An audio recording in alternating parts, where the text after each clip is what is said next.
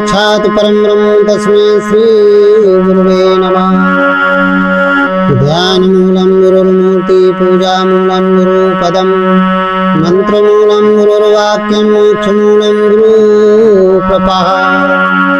बोलिए सद्गुरुदेव भगवान की जय। हृदय में स्थित परमात्मा राम की जय। संत समाज की जय। आज का बड़ा सुंदर प्रसंग है। संत कबीर के अनुसार मरने के बाद साथ क्या जाता है। इसको आप लोग सुने पूरा सत्संग को। मरने के बाद साथ क्या जाता है, ये संत कबीर से किसी ने पूछा और ये प्रश्न मुझसे भी पूछा गया है। तो मैं इस सत्संग के माध्यम से इस प्रश्न का उत्तर आप लोगों को दूंगा। प्रत्यक्ष और अप्रत्यक्ष रूप से जितने भी विश्व के श्रोता हैं यहाँ पर उपस्थित और अन्य जगह जो सोशल मीडिया के माध्यम से हमारा सत्संग सुनते हैं, तो वो सारे जिज्ञासु श्रोता बंधु इस सत्संग को अवश्य सुने, अपनी चित्त वृत्ति में इसको धारण करें, अपनी स्मृति में धारण करें, अपना जीवन सफल बनाएं। तो संत कबीर के अनुसार मरने के बाद साथ क्या जाता है, इस पर आज हम प्रसंग डालेंगे। मरने के बाद साथ क्या जाता है, क्या क्या साथ में जाता है। लोग परेशान है दिन रात 99 की चक्कर में, ये हो जाए वो हो जाए। तो आज हम बताएंगे कि आदमी पूरे जीवन पर्यंत परेशान रहता है इकट्ठा करने में, लेकिन लास्ट में क्या जाता है, क्या क्या जाता है और क्या क्या छूट जाता है, ये सारी चीजें हम आज बताएंगे अपने इस प्रसंग के माध्यम से। तो बड़े पूजनीय भक्तकालीन संत हुए संत कबीरदास जी, जिनका आज का प्रश्न है, जिनसे प्रश्न पूछा गया, उन्होंने बताया अपने काल में, अपने समय में, और यही प्रश्न मुझसे भी पूछा गया तो मैं इस समय बता रहा हूं, सुनिएगा। देखिए, संत कबीर से जब पूछा गया तो उन्होंने अपने शिष्यों से कहा कि ऐ मेरे प्रिय शिष्यों, मरने के बाद सारी भौतिक वस्तुएं जितनी तुम इन आंखों से, भौतिक नेत्रों से देखते हो, सब यहीं रह जाती है, कुछ साथ नहीं जाता है। अपनी साखी के माध्यम से कहा। बीजक में साखी लिखा है 55, साखी 55 के अनुसार बोले, क्या कहते हैं कि अपनी अपनी करे गए लागी न काहू के साथ है, कि अपनी अपनी करे गए लाग न काहू के साथ है, और अपनी कर गए रावड़ा, और अपनी दशरथ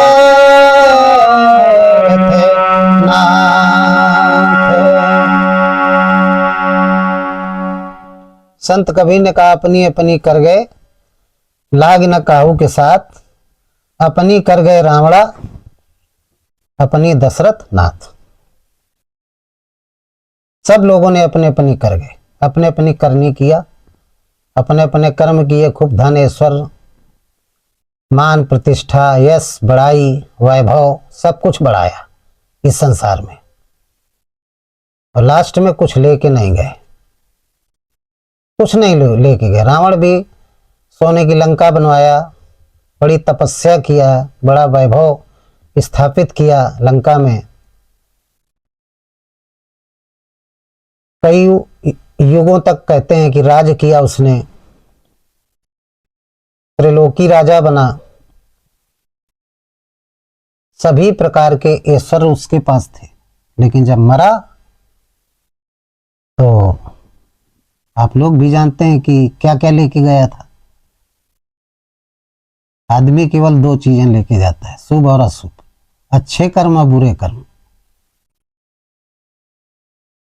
जो दिखाई नहीं देते, अच्छे और बुरे कर्म कारण शरीर में विद्यमान हो जाते हैं, स्थित हो जाते हैं, और वही जाते हैं जीवात्मा के साथ, और उन्हीं कारणों के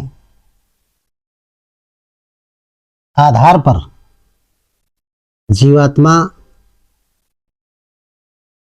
को शरीर धारण करना पड़ता है। यदि कारण शरीर में एक भी संस्कार नहीं है, अच्छे बुरे, तो समझ लीजिए कि फिर उस जीवात्मा को शरीर धारण नहीं करना पड़ता, वो 84 में नहीं आती है। यदि कारण शरीर में एक भी शुभ और अशुभ संस्कार हैं, तो उसको फिर इस धराधाम पे दोबारा जन्म लेना पड़ता है। संस्कारों के आधार पे उसको मिलता है। तो यहाँ पे संत कबीर कहते हैं कि अपनी अपनी कर गए, अपने अपने हिसाब से सब कर गए, लाग न काहू के साथ। बड़ा धन कमाया, बड़ी करनी किया, बड़ा वैभव इकट्ठा किया, लेकिन लाग न काहू के साथ, किसी के साथ लगी नहीं, गई नहीं साथ में, सब यहीं रह गई। रावण हुआ, राजा दशरथ हुए, उन्होंने भी बहुत कुछ प्राप्त किया, कमाया सब कुछ, लेकिन वो भी जब गए तो अकेले गए। हंसा अकेला चला जाएगा, खाली पिंजड़ा यहाँ पड़ा रह जाएगा। खाली पिंजड़ा पड़ा रह जाएगा जब हंसा अकेले चला जाएगा। किसी विचारक ने ये गीत के बोल, विचारक ने गीत लिखा, उसके एक बोल हैं कि हंसा अकेले चला जाएगा और खाली पिंजड़ा पड़ा रह जाएगा। वो निकल जाता है, इस पिंजड़े तक को भी नहीं लेके जाता है। जिस पिंजड़े को, जिस स्थूल शरीर के पीछे हम भरण पोषण के चक्कर में हम संसार से लड़ाई करते हैं, झगड़े करते हैं, वैमनस्यता करते हैं, अच्छे अच्छे साबुन लगाते हैं, अच्छा अच्छा खाते हैं, खिलाते हैं, अच्छे अच्छे कपड़े पहनते हैं, अच्छे मकान के नीचे रहते हैं, अच्छे अच्छे वाहन में चलते हैं, सिर्फ इस शरीर को सुख देने के लिए। ये भी हम साथ में नहीं ले जा पाते, ये भी यहीं पड़ा रह जाता है और जला दिया जाता है। मिट्टी का खिलौना मिट्टी में मिल जाएगा, अब मान मेरा कहना नहीं तो पछताएगा। विचारकों ने लिखा है ये मिट्टी का खिलौना है, मिट्टी से बना है। हमारी जो पृथ्वी है, मिट्टी, अर्थ, इसमें 5 तत्व विद्यमान है, क्षिति जल पावक गगन समीर, मिल करके मिट्टी बनी है। ये शरीर भी मिट्टी है,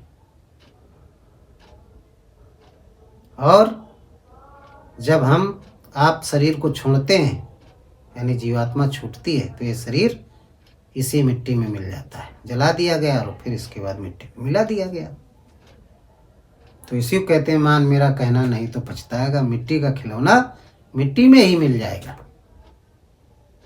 तो संसार में मोह के कारण, मोह के अधीन है, मोह के अधीन सारे संसार के प्राणी हैं, सभी मोह से ग्रसित हैं। संत कबीर कहते हैं संसार से मोह करके, आसक्ति करके, परिश्रम करके जितना धन संपत्ति वैभव मनुष्य इकट्ठा करते हैं, इनमें चाहे राजा हो चाहे प्रजा हो, सब मरने के समय यहीं छोड़कर चले जाते हैं, कोई साथ नहीं ले जाता है। संसार की एक भी वस्तु किसी के साथ नहीं जाती है। और मोह के कारण मरते समय मनुष्य रोता है। किसी को मोह मकान से होता है, किसी को मोह पत्नी से होता है, किसी को मोह पुत्र से होता है, किसी न किसी चीज से मोह होता है। तो उन चीजों को, उन यादों को सोच करके वो रोता है, और उस समय अनेक मानसिक दुख को प्राप्त होता है। मानस रोग लग जाते हैं, रोता रहता है, क्योंकि जीवन में उसने सत्संग नहीं किया, भगवान का भजन नहीं किया। तो वही सांसारिक चीजें, मोह वाला ही पैटर्न आएगा दिमाग में, वही चित्र आएंगे। यदि सत्संग किया होता, भगवान का भजन किया होता, तो राम का ध्यान आता, राम का नाम आता, गुरु की मूर्ति आती सामने, तो मोक्ष मिल जाता। ध्यान मूलम गुरु मूर्ति, पूजा मूलम गुरु पदम, मंत्र मूलम गुरु वाक्य, मोक्ष मूलम गुरु कृपा। यदि जीवन में ये किया होता तो उस समय गुरु आ जाता और आप पर कृपा कर देता और आपको मोक्ष मिल जाता। क्योंकि मोह ही सारी व्याधियों की जड़ है। संत तुलसी ने मोह के बारे में बहुत अच्छा लिखा है रामचरितमानस में कि मोह है सकल व्याधि ने कर मूला, होते ही ते उपजत है बहुसूला। मोह है सकल व्याधि ने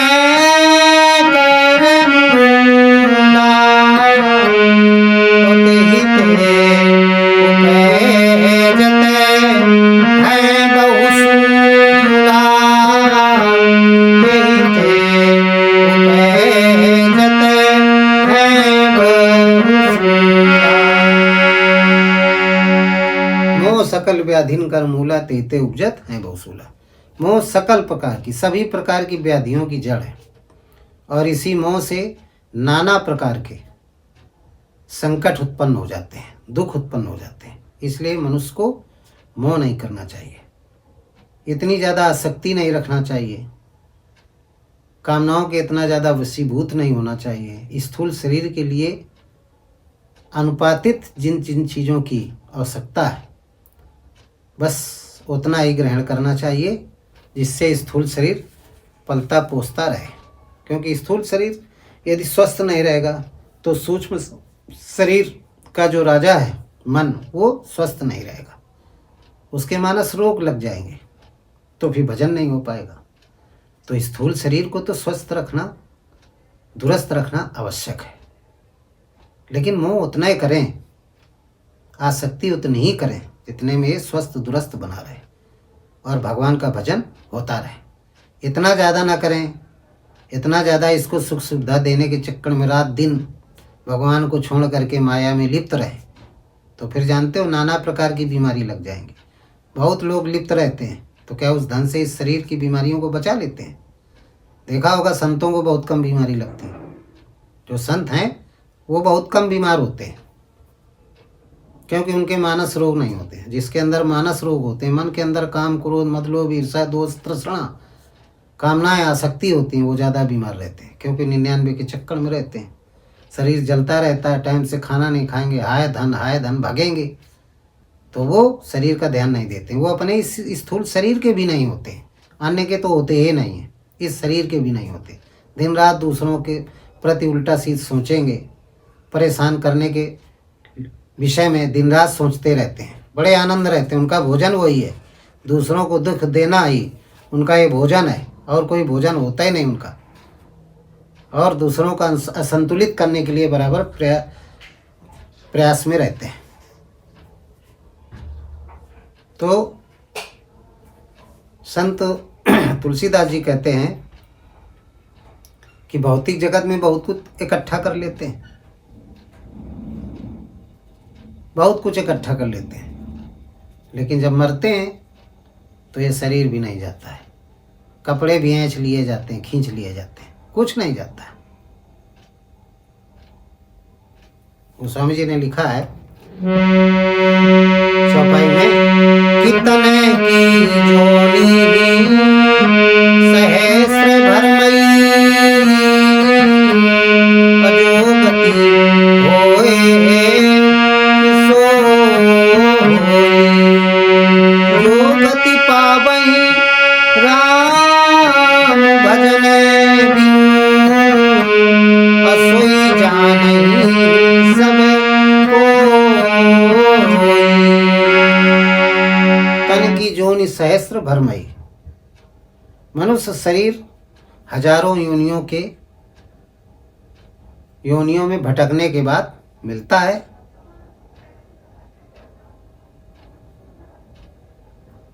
और जब ये शरीर छूट जाता है तो फिर हजारों योनियों में ये जीवात्मा भटकती रहती है। अपनी दुर्दशा की चिंता नहीं करता है कि ये शरीर प्राप्त करके यदि फिसल गए, कुमारक में चले गए तो फिर 84 में जाना पड़ेगा, तो 83,99,999 बार मरना जीना नरक में जाना पड़ेगा। बड़ी दुर्दशा होगी। उसको ये पता नहीं है कितनी दुर्दशा होती, कितना दुख होता है। माँ के गर्भ में 9 महीने उल्टा लटकना पड़ता है, मलमूत्र जाता है, और जब पैदा होता है इसके बाद फिर आसक्तियों में फंसा, शरीर नश्वर है, फिर मर जाता है। उसको पता नहीं कि साथ क्या जाएगा। साथ केवल जाता है राम का नाम। संत गोस्वामी जी कहते हैं केवल राम का नाम साथ जाता है। और क्या क्या जाता है? अच्छे और बुरे कर्म जाते हैं, जो कारण शरीर के अंदर विद्यमान रहते हैं। अच्छे और बुरे कर्म ही साथ में जाते हैं। यदि जीवन भर राम का नाम लिया तो मेरे ख्याल से यदि मन से लिया है तो बुरे कर्म तो कारण शरीर में रह ही नहीं जाते, सद्गुण रहेंगे।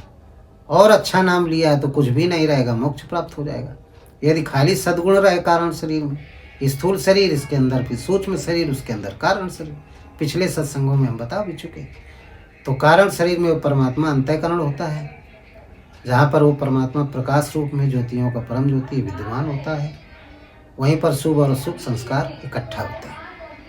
यदि आपके शरीर में अंतःकरण में शुभ संस्कार हैं, अशुभ सब नष्ट हो गए तो मानव का शरीर मिलेगा।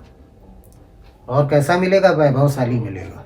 जन्म से ही राजघराने में जन्म होगा। जीवन भर आप ऐश करेंगे,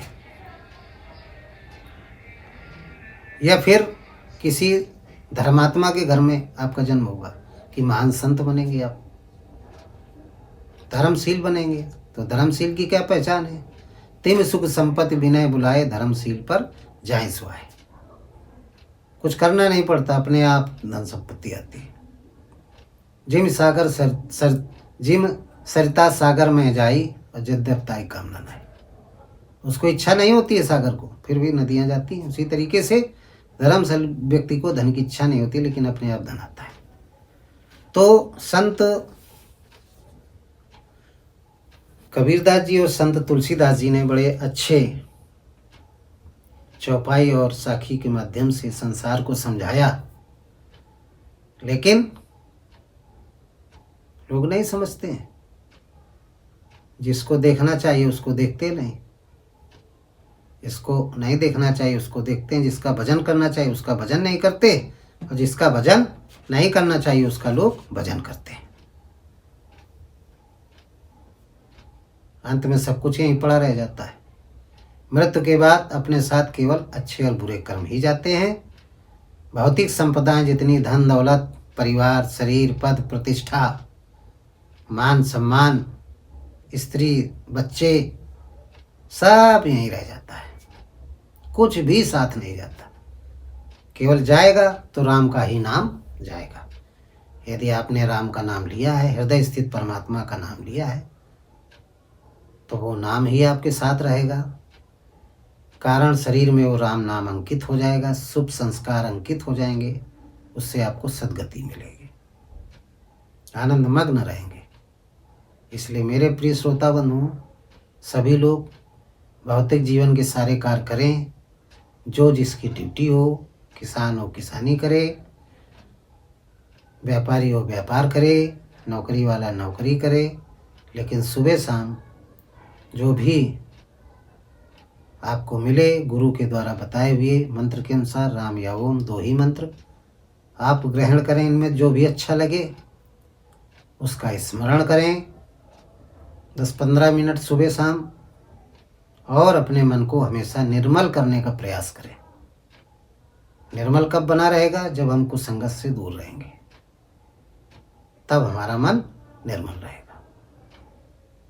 और यदि हम कुसंगत में रहेंगे, सुसंगत में रहेंगे तो निर्मल रहेगा, कुसंगत में रहेंगे तो मैला हो जाएगा। और जब मैला हो जाएगा तो फिर अधोगति में जाएंगे। तो जाता कुछ नहीं किसी के साथ। मरने के बाद संत कबीर कहते हैं कुछ नहीं जाता, सिर्फ अच्छे और बुरे कर्म जाते हैं। राम नाम ले रहे हैं तो अच्छे कर्म जाएंगे। रावण नाम ले रहे हैं, रावण का मतलब राम के अलावा अन्य कोई नाम ले रहे हैं, देवी देवता भूत प्रेतों की पूजा कर रहे हैं, तो उन्हीं का तो नाम लेंगे आप, तो फिर दुर्गति को जाएंगे, 84 में जाएंगे। और 84 में गए तो नाना प्रकार के दुख मिलेंगे, जन्म होगा मृत्यु होगी, जन्म होगा मृत्यु होगी, इस तरीके से बार बार जन्म होगा, बार बार मृत्यु होगी। इसी को अधोगति कहते हैं। नरक मिलेगा, महादुख मिलेगा। इसलिए मेरे प्रिय श्रोता बंधुओं, प्रतिदिन सत्संग हमारा सुनते रहिएगा, अपने जीवन को धन्य बनाएं।